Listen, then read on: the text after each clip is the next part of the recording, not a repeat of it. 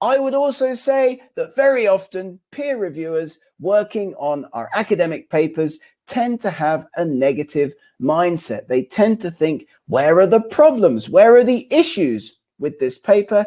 And very often these issues are in the methods section. So with this in mind, it's important to always bulletproof, waterproof as much as possible your methods section in particular, because this is where very often peer reviewers tend to have issues with articles. So think to yourself, have I given enough information in my methods section for somebody else to be able to repeat the work? Very important thing to always keep in mind. We encourage authors to think as well about how to select peer reviewers. Reach out to those international colleagues, build that mentorship network. Think when you write an article, who might be suitable around the world in my network of international colleagues to review this paper? Senior colleagues, authors of other papers in your field. These, of course, cannot be colleagues at your own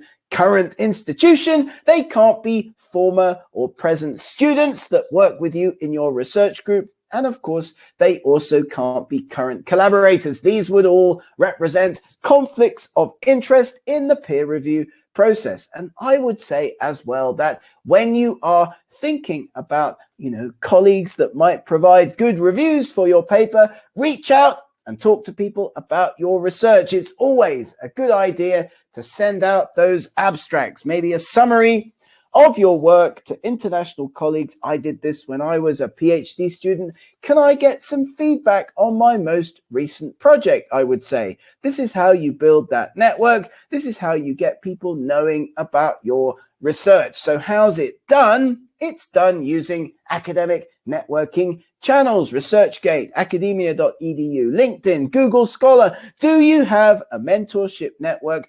Are you using that to your advantage to build and maintain your career? Suggesting peer reviewers for your work in those cover letters that go to journals when you make submissions. That's just one way that you can take advantage of your mentorship network. Now, we have talked in our previous presentations about how to respond to peer review comments, tips for responding from those comments. Once reviewed, of course, your comments will determine likely acceptance, and how to deal with minor versus major revisions. If you get major comments on your work, then of course your article is likely to go back to the same reviewers, whereas minor comments, a decision will be made just by the editor. But at all times, be comprehensive. Show your editor that you take the process seriously. Of course, perseverance throughout the response process will be key to your eventual success. Make sure editors and peer reviewers feel good about your responses. If they feel good, they're more likely to give your article a positive review when they get to see it a second time. So thank people for their time. Be respectful, be friendly. We would like to thank the reviewer for their interest in the topic. The reviewer has correctly pointed out. We acknowledge that. We concur. Thank you for your valuable comments. This valuable insight is much appreciated. These comments significantly enhance the quality of our work. Bad ways to write in response to comments. I don't think the reviewers understand my point. It will not be necessary to change according to the reviewer's suggestions. Repeating the experience analyses will not actually change our conclusions. There's no better way to win friends and influence people than by being polite, being effusive, and making sure that people feel appreciated. Editors, reviewers, and journal managers will definitely appreciate that. Make sure you are always polite. Who reviewed my paper? I need to know. The comments I received are extremely unfair and just plain wrong. This is not how to respond to comments that you've received as an author on one of your papers. This is why reviewers often hide their identities. This is why journals often use single or double-blind peer review, because peer reviewers feel that they want to be able to be fair about papers without being attacked by authors in return. So journals may want blind review. Editors may offer to reviewers to get those honest comments. Reviewers often want this in order that they can be more honest about articles.